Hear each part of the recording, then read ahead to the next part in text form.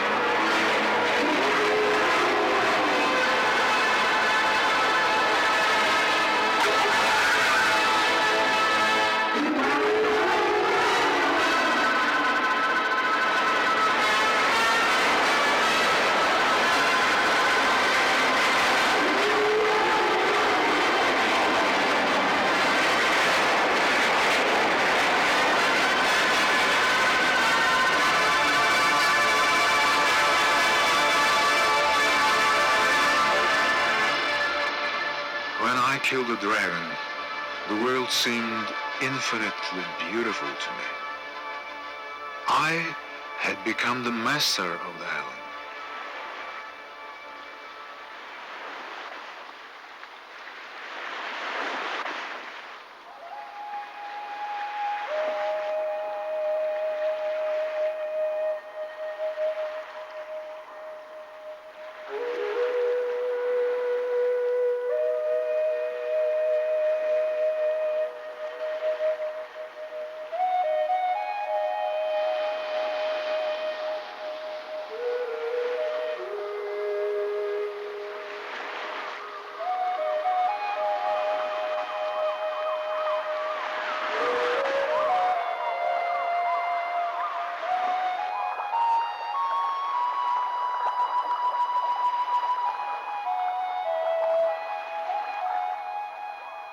The sea always casts something onto the shore. And the heart of hearts, I've been anticipating a kind of surprise from it. I rid the island from the dragon, but could not separate and free it from the sea. For too long have these waves known the seashore, for too long.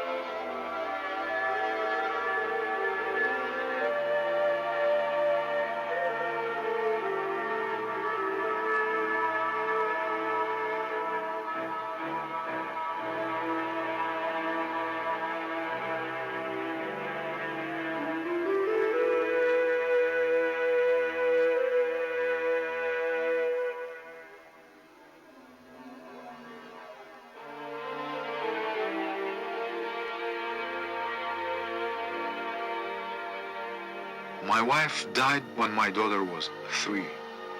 I was a warrior. I was a very cruel man of war. Since then, I've been carrying her with me.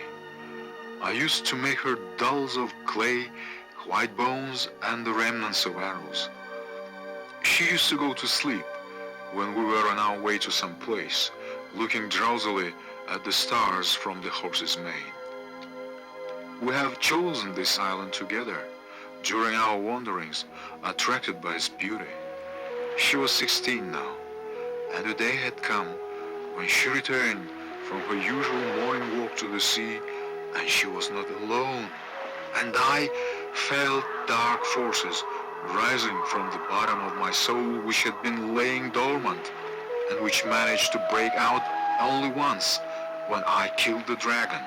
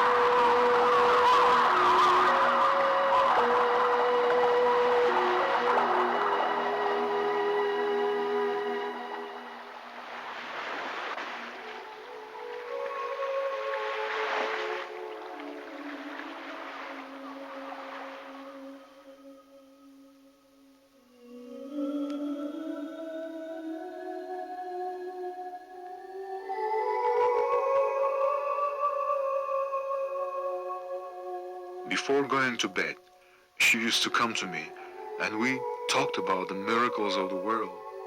When she came to me that night, I understood that she had turned into my little enemy.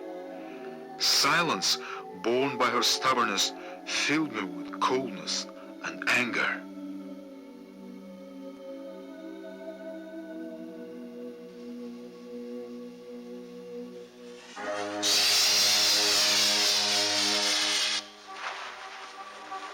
Together with my daughter, we used to breed snakes, thus obtaining their mortal poison to apply it on my arrowheads. The snakes were in the small room in the left wing of our palace. I knew many exorcisms and taught them my daughter. The snakes never bit us. The room was always locked, and they couldn't crawl all over the palace. You can stay with us for the night, I told him. You will sleep in the small room in the left wing of our palace.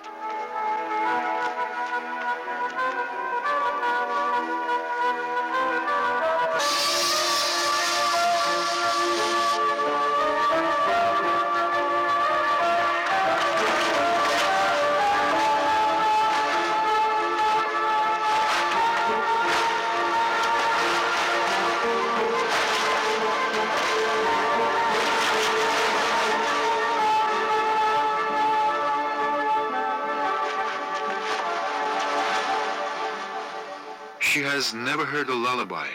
She used to fall asleep to the sounds of the surf.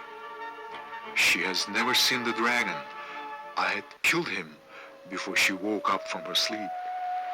I've been protecting her from men, but she became aware of love.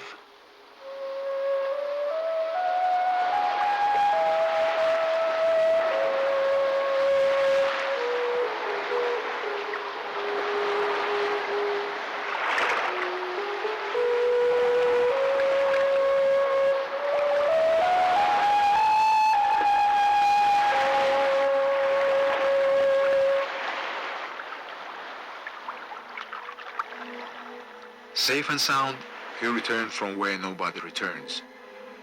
There was no enough room for two of us on the island.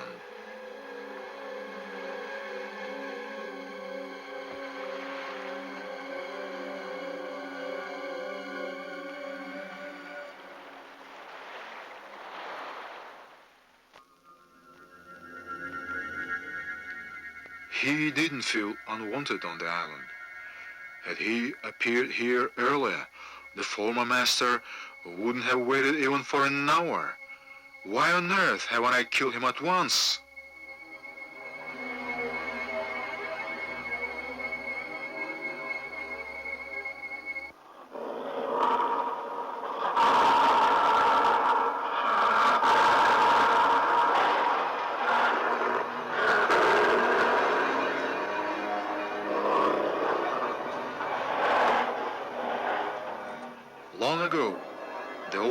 house in the right wing of the palace collapsed. There, we kept wild panthers. At night, malicious yellow lights of their small eyes could be seen all over the place. The sand and clay were disturbed by their heavy leaves. I let him stay one more night.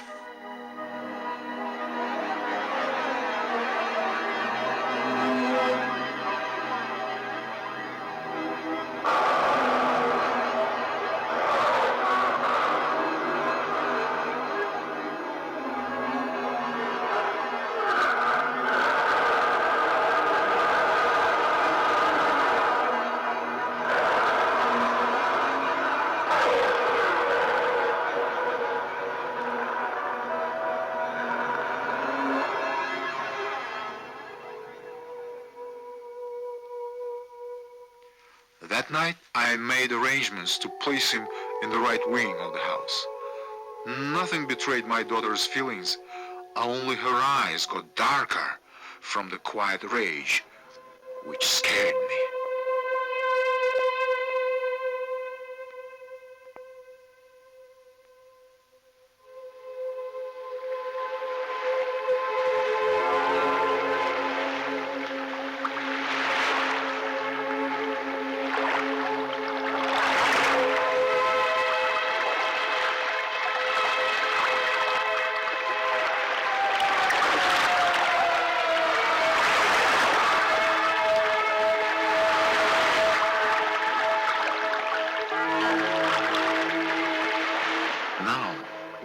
Together, and I was alone.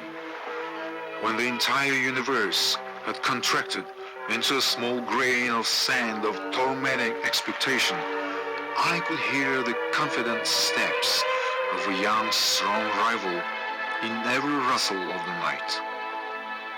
Now I got to understand the monster's soul.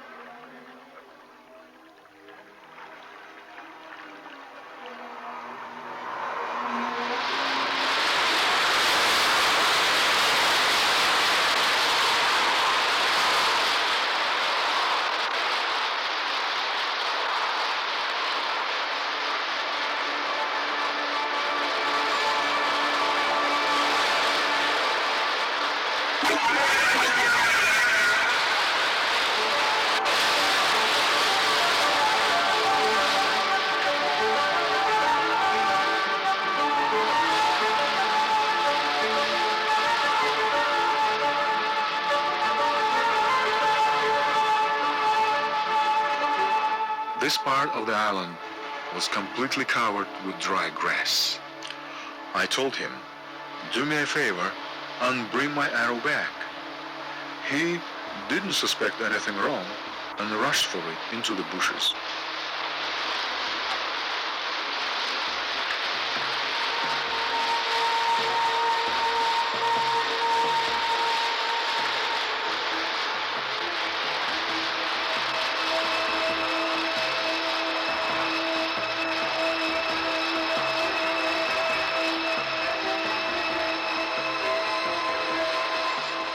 How simple everything was.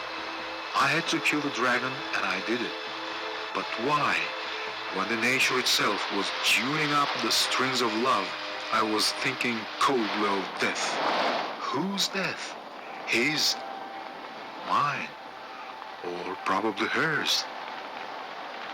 It was somebody else, not me. It was a beast.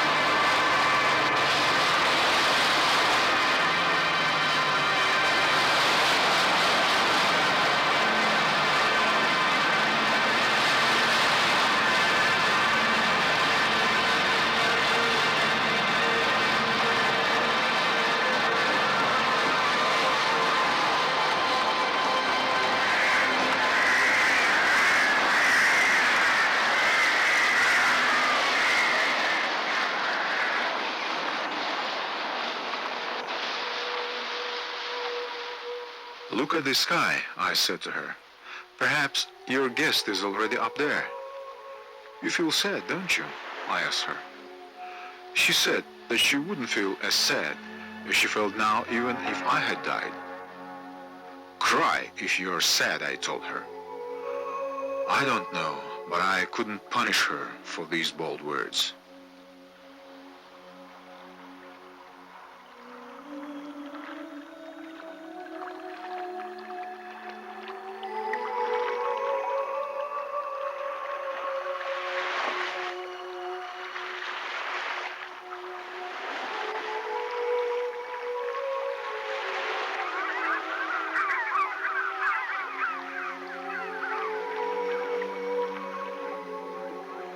It was too early for peace and quietness I had been longing for.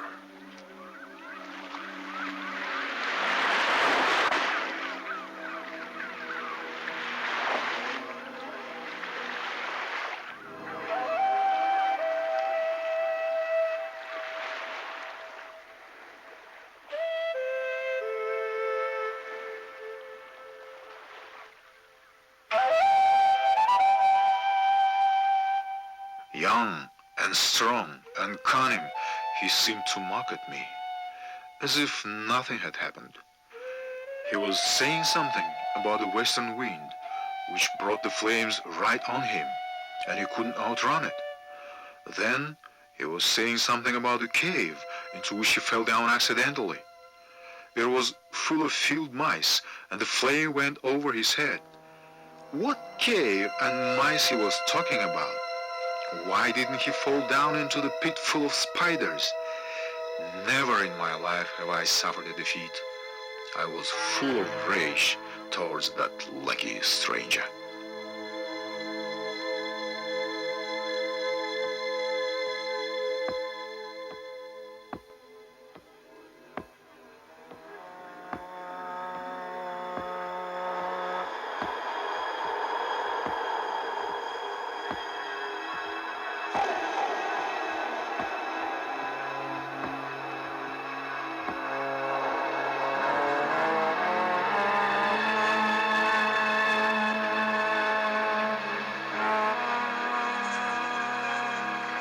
It was very much surprising how I could fall asleep that night.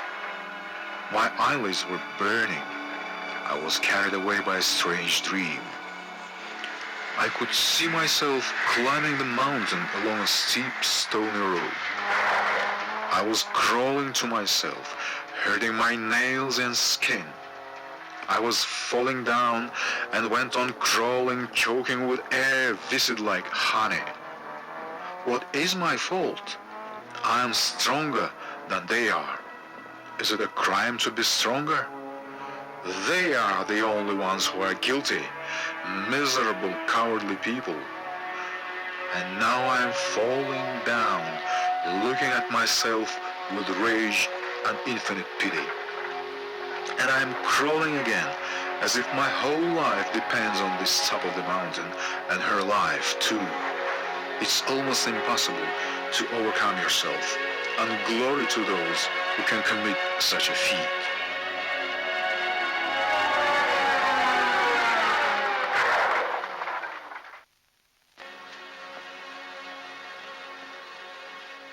Still with my eyelids shut, I realized what had happened. I just wanted to make sure how stupid the stranger and my daughter were. Oh, bastard!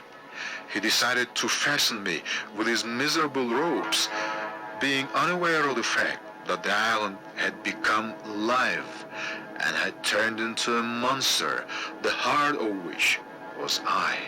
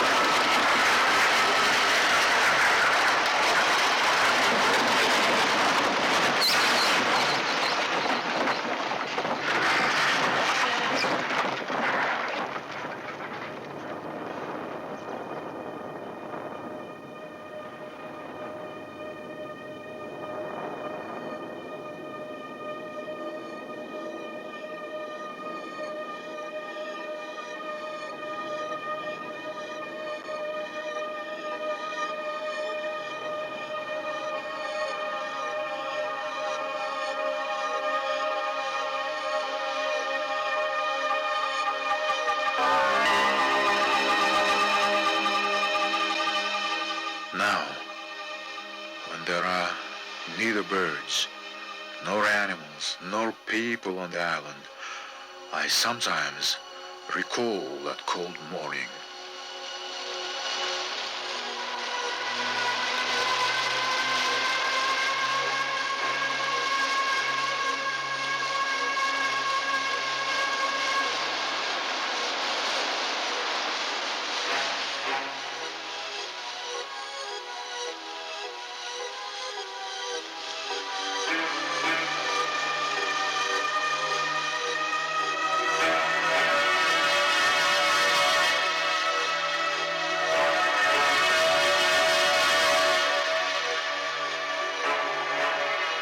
All of a sudden, I understood what eternity was. It is a fragile boat which carries your daughter a long way off, and you are standing on your last island, and the sun is rising inexorably.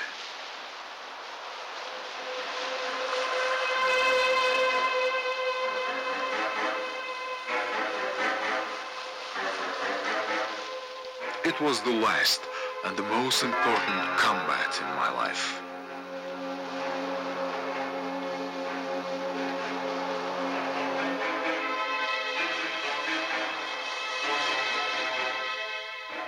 And I won. I couldn't help crying anymore, and I cried to them, fearing that they wouldn't hear me, slipping away into eternity. I bless you. Be stronger than me. Be happier than me.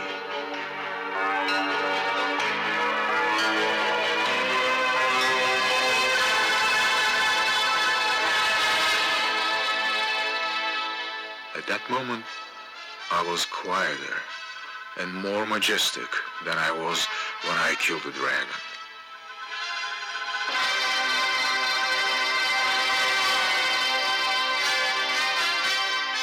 I'm telling you this in the twilight of my life.